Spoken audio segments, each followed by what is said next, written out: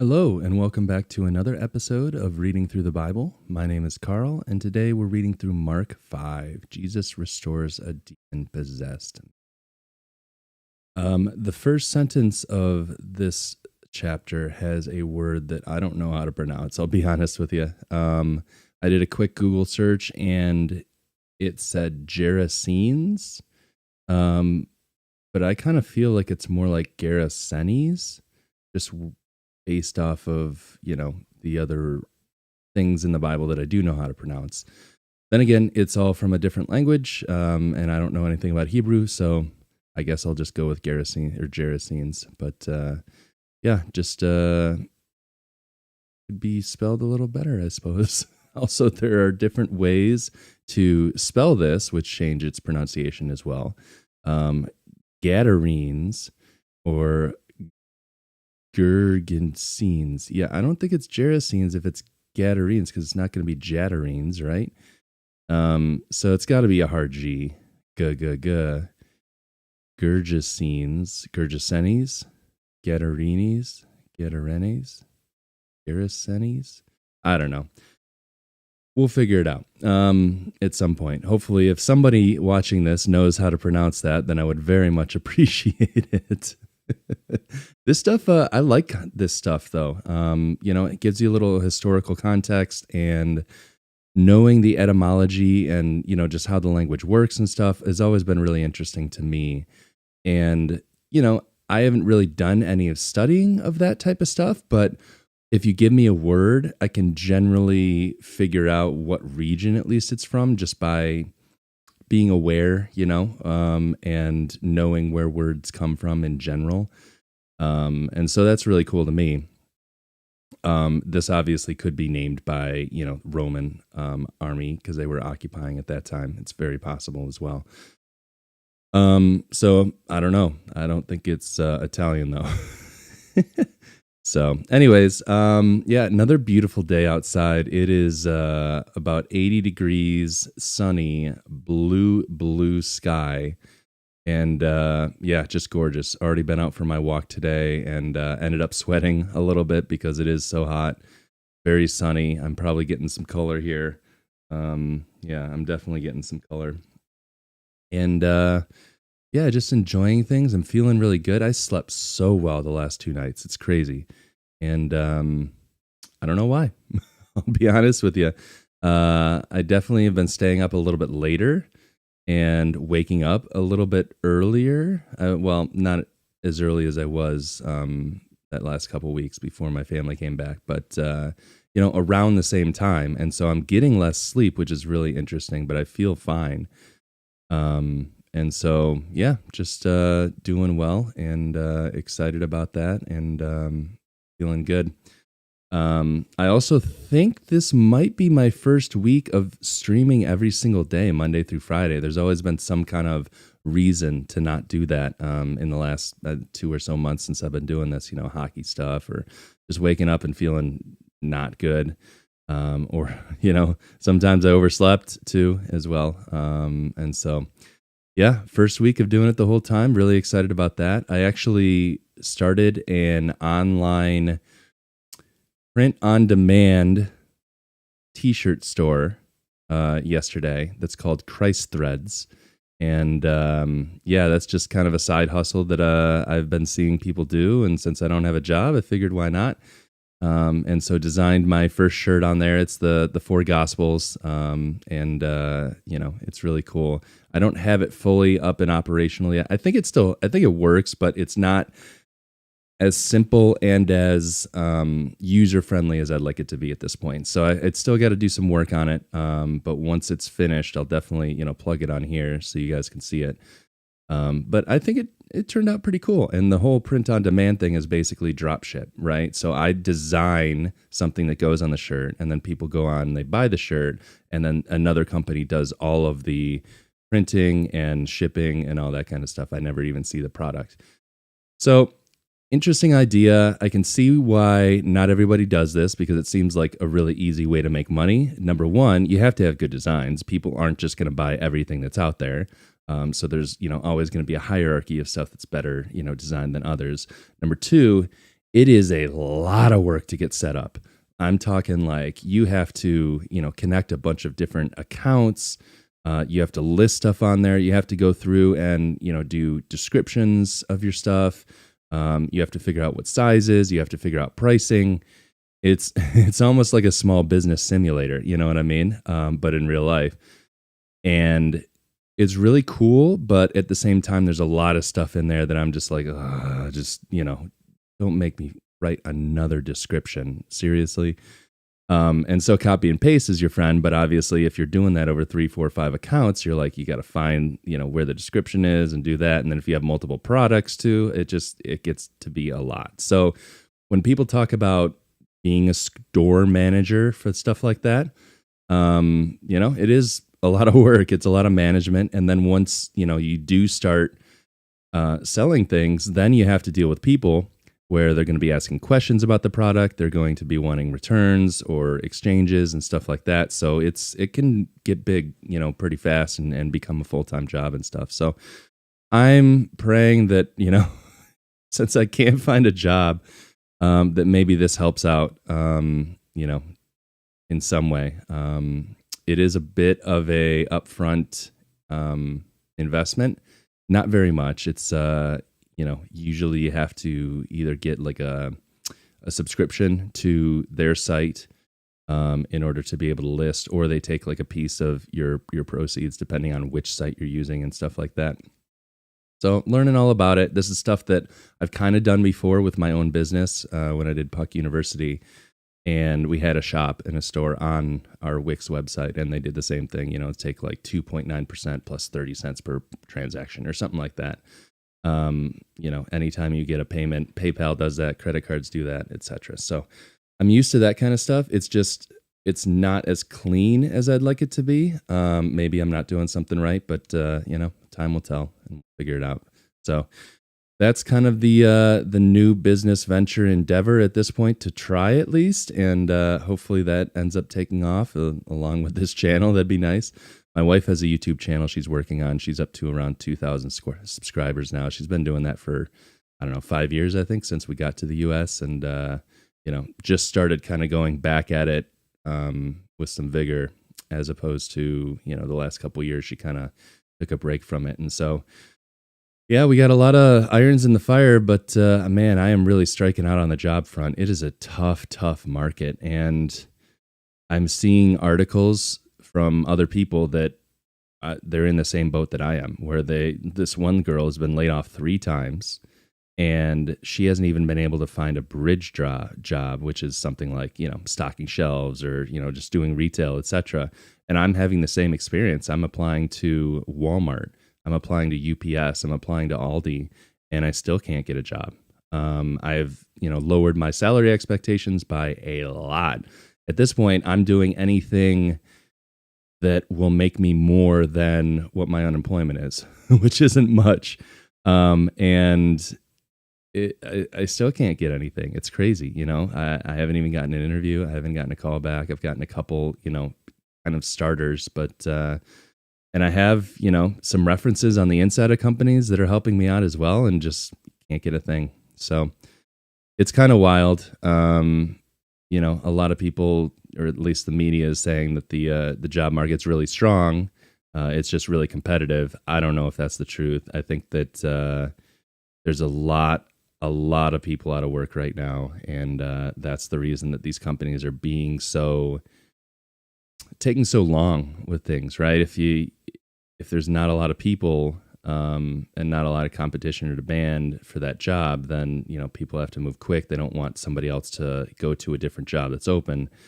When you have 1,000 applicants for one job, you can make the process take 3 weeks, 3 months, and everybody's fighting for that. So it's not a good situation right now.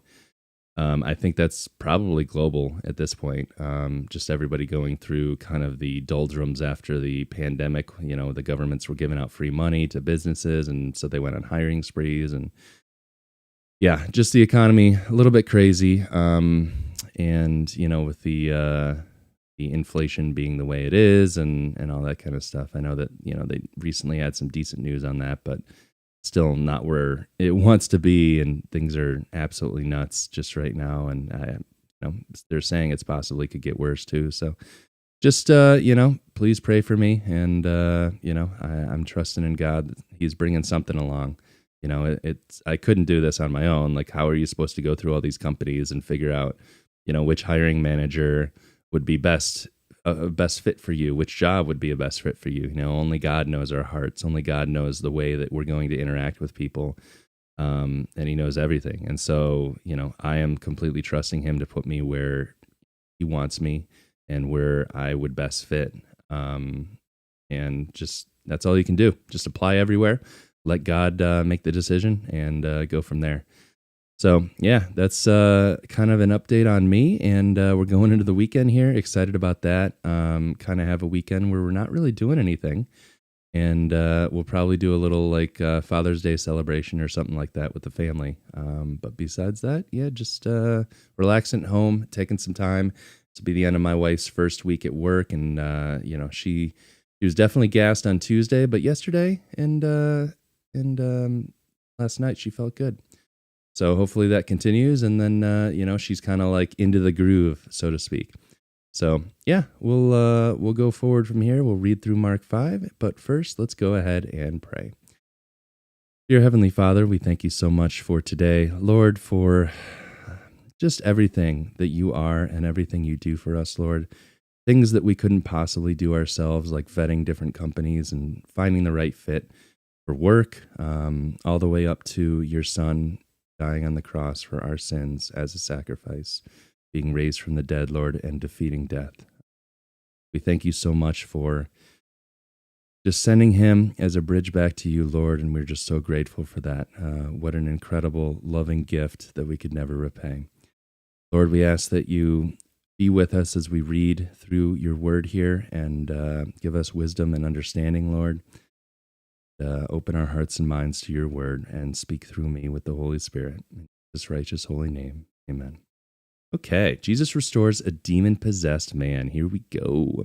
They went across the lake to the region of the Gerasenes. Jesus got out of the boat. A man with an impure spirit came from the tombs to meet him. This man lived in the tombs, and no one could bind him anymore, not even with a chain. For he had often been chained hand and foot, but he tore the chains apart and broke the irons on his feet. No one was strong enough to subdue him. Night and day, among the tombs and in the hills, he would cry out and cut himself with stones. When he saw Jesus from a distance, he ran and fell on his knees in front of him. He shouted at the top of his voice, "What do you want with me, Jesus, Son of the Most High God? In God's name, don't torture me." For Jesus had said to him, "Come out of this man, you impure spirit." Then Jesus asked him, "What is your name?" "My name is Legion," he replied, "for we are many." And he begged Jesus again and again not to send them out of the area. A large herd of pigs was feeding on the nearby hillside. The demons begged Jesus, "Send us among the pigs, allow us to go into them." He gave them permission, and the impure spirits came out and went into the pigs. The herd, about 2,000 in number, rushed down the steep bank into the lake and were drowned. Those tending the pigs ran off and reported this in the town and countryside, and the people went out to see what had happened. When they came to Jesus, they saw the man who had been possessed by the legion of demons sitting there, dressed and in his right mind, and they were afraid. Those who had seen it told the people what happened to the demon-possessed man, and told about the pigs as well. Then the people began to plead with Jesus to leave their region. As Jesus was getting into the boat, the man who had been demon-possessed begged to go with him. Jesus did not let him, but said, "Go to your own people and tell them how much the Lord has done for you and how he has had mercy on you." So the man went away and began to tell in the Decapolis how much Jesus had done for him, and all the people were amazed. Jesus raises a dead girl and heals a sick woman. When Jesus had again crossed over by boat to the other side of the lake, a large crowd gathered around him while he was by the lake. Then one of the synagogue leaders, named Jairus, came, and when he saw Jesus, he fell at his feet. He pleaded earnestly with him, "My little daughter is dying. Please come and put your hands on her so that she will be healed and live." So Jesus went with him. A large crowd followed and pressured around him, and a woman was there who had been subject to bleeding for 12 years. She had suffered a great deal under the care of many doctors and had spent all she had, yet instead of getting better, she grew worse. When she heard about Jesus, she came up behind him in the crowd and touched his cloak, because she thought, if I just touch his clothes, I will be healed. Immediately her bleeding stopped, and she felt in her body that she was freed from her suffering. At once Jesus realized that power had gone out from him. He turned around in the crowd and asked, "Who touched my clothes?" "You see the people crowding against you," his disciple answers, "and yet you can ask, 'Who touched me?'" But Jesus kept looking around to see who had done it. Then the woman, knowing what had happened to her, came and fell at his feet, trembling with fear, told him the whole truth. He said to her, "Daughter, your faith has healed you. Go in peace and be freed from your suffering." While Jesus was still speaking, some people came from the house of Jairus, the synagogue leader. "Your daughter is dead," they say. "Why bother the teacher anymore?" Overhearing what they said, Jesus told them, "Don't be afraid, just believe." He did not let anyone follow him except Peter, James, and John, the brother of James. When they came to the home of the synagogue leader, Jesus saw a commotion, and with people crying and wailing loudly. He went in and said to them, "Why all this commotion and wailing? The child is not dead, but asleep." But they laughed at him. After he put them all out, he took the child's father and mothers and disciples who were with him and went in where the child was.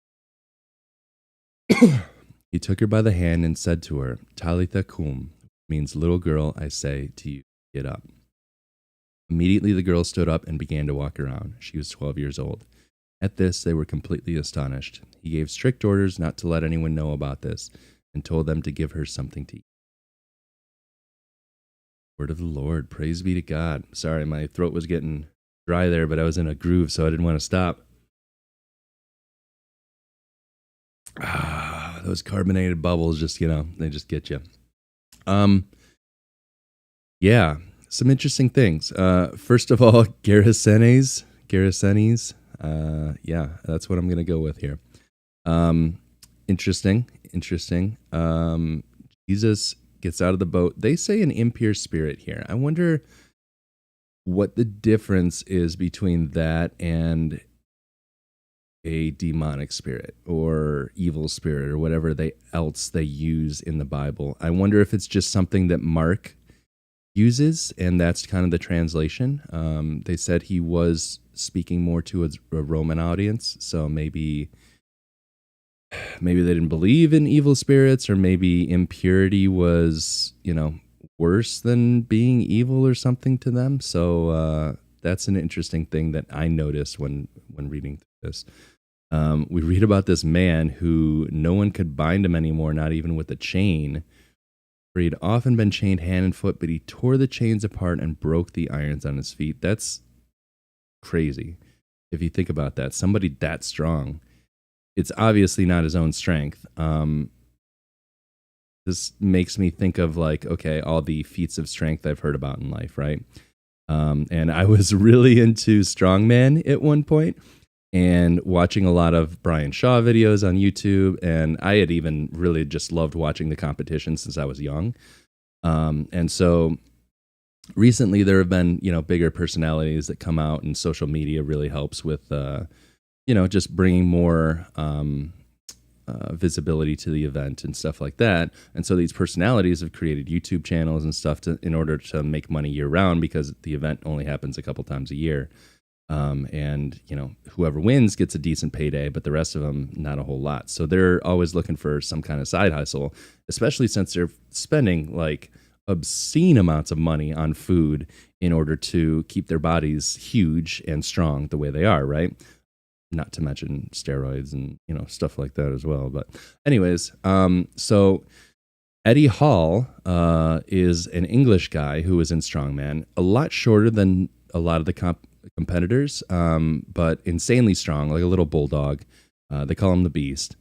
And this guy was attempting a 500 kilogram deadlift, which is, for us in an imperial world, it's about 1,100 pounds, I want to say.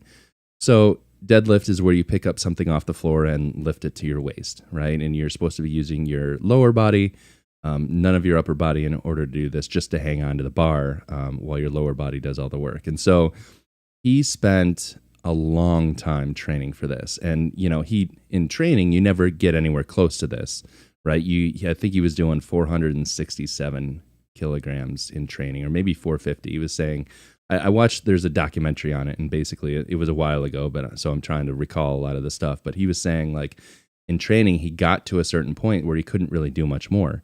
And I think it was 450 kilograms he was repping. And you don't dare go anywhere near 500 kilograms in training, because it just takes such a huge toll on your body that it takes, days, possibly even a week to recover from. And they just don't have that time. You need to continue training. And so, long story short, what he ended up doing is getting with a psychologist. And this psychologist sent him to a super dark place. He's like, here's how you're going to get from your brain to control your muscles as much as possible. You have to go to a really dark place. And so I guess the psychologist, didn't really tell him exactly what to do, but Eddie started going to a place where, like, he had to lift a car off of his family, that they were trapped underneath the car, and that the only way that he would, be able to do this is lift the car off. I think he had a daughter and a wife that he was thinking of. And so he's like, I went to a super dark place when I did this. I was like, all I saw, like, this was real to me. And you see in the video, it's wild. He walks up to the bar and his eyes are just not there. Like, he's just staring through everything. And it's clear that, that's what he's doing. He's visualizing this. And he struggles with it on the way up, but he gets it, right? And 500 kilograms, it's the first time in history that anybody had done that. So it's a huge deal, because people were like, oh, I don't even know if the body is able to do this. Since then, it's been broken a couple times. So, just barriers, right? It's mental. And like he said, yeah, mental. He was in a super dark place in order to be able to summon all of the strength that he didn't normally have.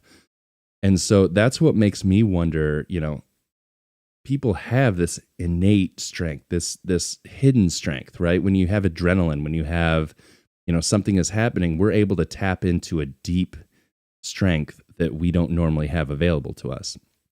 And so I have to wonder if this spirit was able to do that. Obviously, Legion, it said it was many. It's possible that the demons had strength that they were using to add to his physical body. But just the fact that somebody is ripping chains apart and breaking irons off their feet, like, you think about the ball and chain that you see on, cartoons and stuff like that, and how they used to chain prisoners and stuff like that. Nothing's getting through that. And so I'm pretty sure they're not talking about little, like, gold chains that you wear on your necklace here. There's pretty thick chains that he's got on him, and they can't even chain him anymore, because he's just so strong and so just beastly that he just destroys him. Crazy. No one was strong enough to subdue him. So instead of physically, battling him, Christ, what does he do? He comes in and he, orders the demons right out of him, and he wins that way. It's just wild. He'd cry out and cut himself with stones, right? Just, man, guy was obviously out of his mind. And sadly, and, immediately recognizes that Jesus is the Son of God. Shouts at the top of his voice, "What do you want with me, Jesus, Son of the Most High God?" Like, every time he sees a demon, these guys are proclaiming that he's the Son of God. It's just crazy. And the fact that there's so many people around him, and some of them still didn't believe, even though, he's not the only one claiming he's the Son of God. These other obviously spiritual beings are also claiming them. And so Jesus says, "Come out of him." He says, "What's your name?" He's like, "My name is Legion, for we are many." Legion, I don't know exactly what that word entails. Maybe 10,000, maybe more. I don't know. That would be nuts. Can you imagine that many evil spirits living inside of you? Just one would be bad enough, right? The other thing I was thinking of while reading through this is, have you ever seen anybody that you think has an evil spirit? Certainly not like this, right? Where somebody's living in the mountains and, ripping off chains and all that kind of stuff. I don't know that we see that in today's age. Certainly not in America. And I kind of talked about this, maybe a month ago. I was talking about the Philippines, and when I was in Korea, Korea sends a lot of missionaries to the Philippines because they're, basically a lot of them still live in ghettos and slums and, really struggle with things. And there's a lot of, like, devil worship and things still over there. And so he was saying that he's encountered people who have seen actual demons, that demons, actually appear to them, and the spiritual world they're more in tune with. Whereas over here, we don't really believe much in that. And, everything is about fitting into society and that kind of thing. So I think even if somebody did have an evil spirit in there, it would be the way that the spirit manifests itself, as well, to at least not draw too much attention, because then you're like, like I said, you are exposing the fact that there is a spiritual world, and Satan, who is obviously the leader, the king of all the demons, wouldn't allow that, since it would, allow or show Americans that the spiritual world is real, and we should be fearful of that, but also, appreciative that God has already won that victory. But it's just, a crazy thing, because I've never even seen anybody. I suppose that, like, maybe, a homeless person or two where they go and walk around and talk to themselves and stuff, would be the best example that you could say. But, certainly nothing like this. So, yeah, that was just a thought that I had in my head. And I was like, wow, like, what would you do if you saw somebody like this? Would your first thought be to pray for them? Hopefully, because that's, what we should be doing. Yeah, so... Okay, he sends them into the pigs. I think this is another interesting thing. I think this story is in a couple different gospels, and I believe it may have been Matthew, where they don't want him to send them into the abyss. And so that's my thought here, is he sends them into the pigs. He allows them to go in the pigs instead. And what happens when the pigs die, right? They all rush down the bank, they drown. Are the demons released from that physical body then, and then they're able to go around and find somebody else to go into instead of going into the abyss? That's an interesting question that I have here. Why would Jesus do that? Why would he allow that? I don't know. Or maybe the demons died with the pigs. That doesn't sound very likely, but I guess it's possible as well. Okay, they're asking for his, permission to do things. Gives permission, the impure spirits come out and go into the pigs. 2,000 pigs. So Legion, that many evil spirits in them. 2,000 pigs, that's crazy. Rushed down the steep bank into the lake and were drowned. Those tending the pigs ran off and reported this to the town and the countryside. Yeah, they were probably not happy. 2,000 pigs is a lot of money in any day and age. That's a lot of food for people, etc. And then they come to Jesus, and the guy's fine. He's sitting there dressed and in his right mind, and they were afraid. That's, whew. I would be afraid too. Yeah, just, if I was to see this type of person, and then all of a sudden they were fine and not ripping chains off their body and cutting themselves with rocks, and you'd be like, whoa, what happened to this guy? And, and then the pigs all died and everything. They're probably like, whoa, Jesus is like, we don't want him around. I suppose if this was their only exposure to Jesus and they don't realize his healing power, etc., but you have to think at that point that he, his reputation was starting to precede him. And most places that he went, people would come out with their sick and everything and crowd him and listen to his, teaching and get healed and stuff like that. So you have to think that at this point they probably know who he is. But for whatever reason, they want him to leave. Jesus is like, okay, yeah. And the demon-possessed man wanted to go with them, and Jesus is like, no, go to your own people. Go home to your own people and tell them how much the Lord is. So maybe he's saying, here, these people don't want to hear it from me, but maybe they'll listen to you.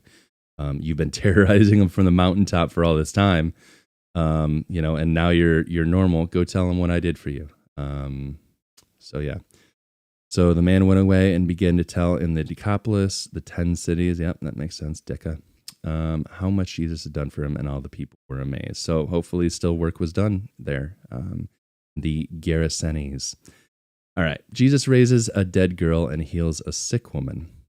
I believe this was the story I was thinking of. All these, these stories start to run together. Hopefully after enough repetition, I'll have them kind of, ordered out in my mind and everything. But right now it's like, okay, I know this portion of the book has this story, and that's, I think of it when there's another story, etc. And I was talking about it yesterday, where Jesus heals a girl, a sick girl. or a servant, one of the two, I remember. And I wasn't sure which one it was, so I believe this could be it. Anyways, so we got a synagogue leader, Jairus, which is interesting because where do all the people that hate Jesus go? The synagogue, right? And he's a synagogue leader. So they don't say he's a teacher of the law. They don't say he's a Pharisee. But reading between the lines here, this is probably not somebody who necessarily, wants to be associated with Jesus in public. If he wants to, please the teachers of the law and the Pharisees and stuff. So this was probably going out on a limb for this guy, and showed that he actually had faith, a lot of faith, if he, was willing to risk doing that in public. My little daughter is dying. Please come and put your hands on her so she will be healed and live. This guy, contrary to some other people, doesn't come and just say, hey, say the word and my daughter will be healed. He said, come put your hands on my daughter. So very interesting there as well, where the centurion before, where he had his servant, he said, Jesus, you don't even need to come under my roof. I know that you can do this. Just say the word and he'll be healed. This guy, the synagogue leader, is like, okay, probably has seen Jesus heal people by laying on hands. And so he's like, oh, that's the way you do it. And, doesn't have enough faith to believe that Jesus can do this without being there, but also has enough faith, or is at least, as a father, willing to do whatever it takes to get this to happen, and doesn't necessarily believe, but says, okay, I got to try whatever I got to try. And I understand that as a father, I'll do whatever I can in order to heal, save my daughter. And so he's like, okay, well, I saw Jesus heal somebody. Let's go get him. Right. And so he's like, come put your hands on my daughter. So reading between the lines here, and this is, context, very possibly not, but to me, this seems like somebody who, is desperate, but not necessarily out of belief. And so, yeah. So as Jesus is going, we see the woman who was bleeding for 12 years. She'd suffer a great deal under the care of many doctors, and had spent all she had, yet instead of getting better, she grew worse. So we have a lot of people in the world who are dealing with this type of stuff, where just, modern medicine, as great as it is, it doesn't, get to the root of the problem. It doesn't we don't necessarily have treatments for everything. And, what a rough situation to be in, where, if we don't have our health, there's not a whole lot in this world that is comforting to us. And so it's very important to prioritize, taking care of your body, which is God's temple. We'll talk about that later with Paul.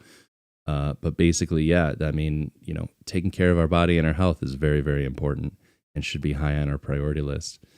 And sometimes there's stuff that happens that, is out of our control, and fortunately this one seems to be the same with her. And so she's like, hi, Jesus, I'm going to go touch him and I'll be healed, right? She thought, if I just touch his clothes, I will be healed. Immediately her bleeding stopped, and she felt in her body that she was freed from her suffering. Crazy. And Jesus knows this, that somebody touched him. Even though there's a crowd, gathering around him, nobody in the crowd is necessarily thinking, I need healing, so I'm going to touch him, but this lady is. And so she's like, he's like, who touched me? Jesus keeps looking around. He knew who it was, of course. Then the woman, knowing what had happened, he wanted to see her come forward and, tell the truth. Interesting that she is trembling with fear. I wonder why this is, I guess unknowing, didn't know that, or that he's God and he could take it back, or he could, cast her into hell, or I guess, if her belief is that way. And she came and told him the truth, and he says, daughter. Interesting that he's using son and daughter. Now we remember the man who was let down through the ceiling, the paraplegic or paralyzed man on the mat, he called him son. So using his deity at this point, or proclaiming that, he is God and that everyone is his son and daughter. So daughter, your faith has healed you. Go in peace and be freed from your suffering.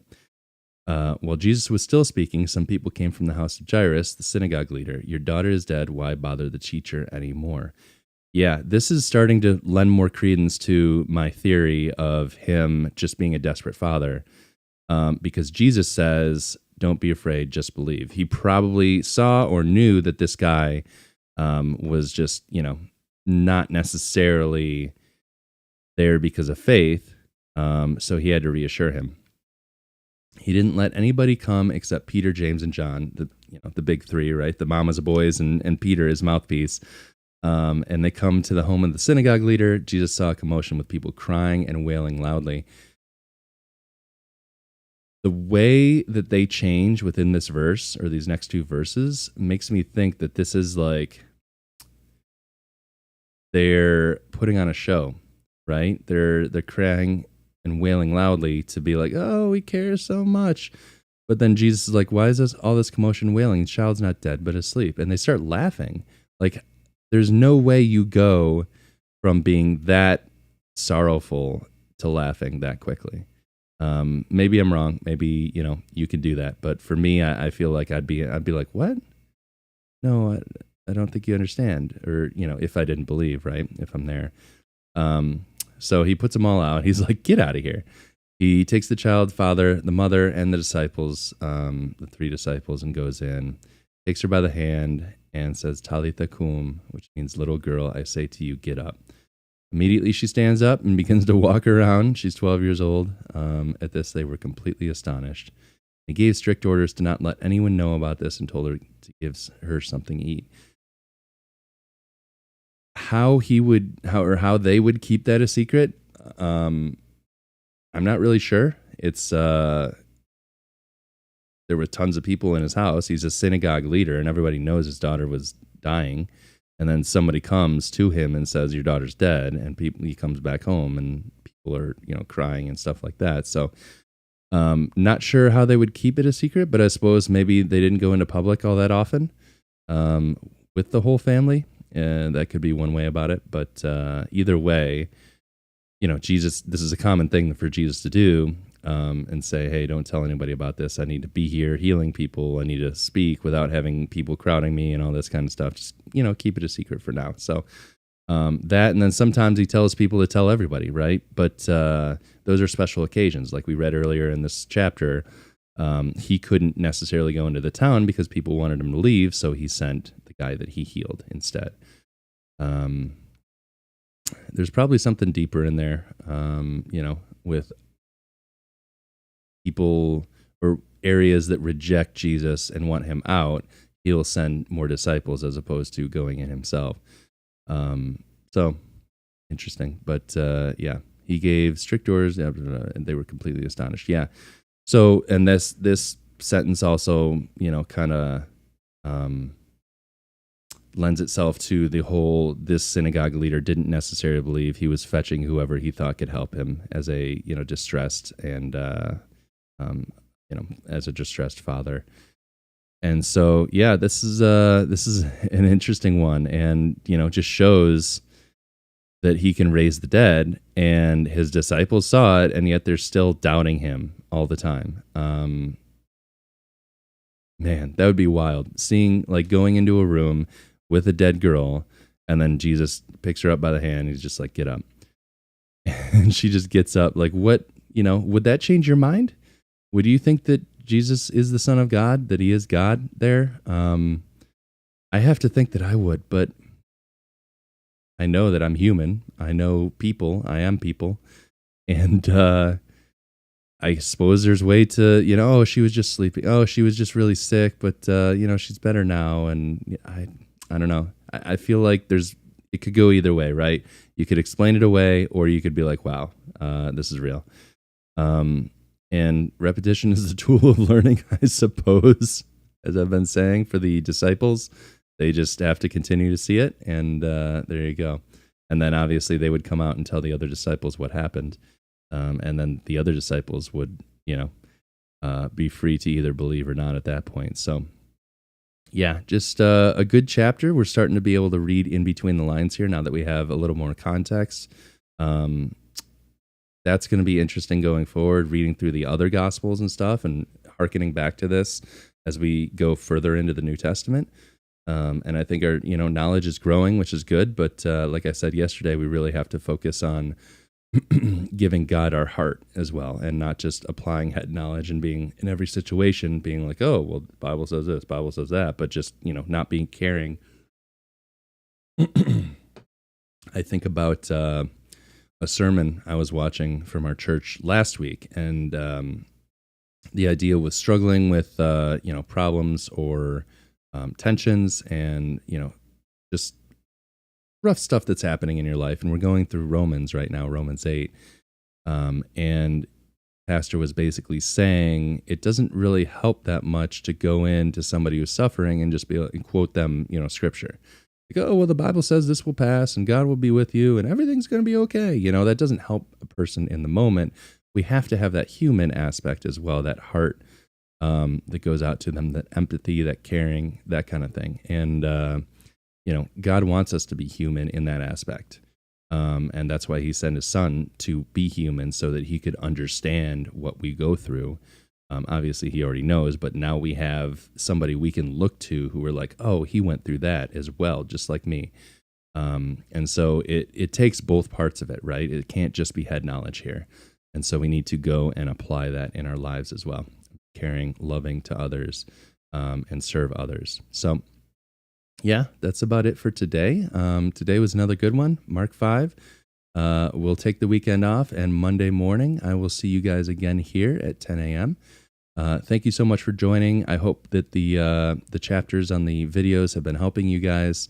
And if you're on there, please leave a comment, question, anything, and look forward to starting conversations and building relationships with you guys. So thank you so much for joining. Have a great weekend. This has been another episode of Reading Through the Bible. My name is Carl, and we'll see you Monday morning, 10 a.m. Central Time for Mark 6. All right, take care.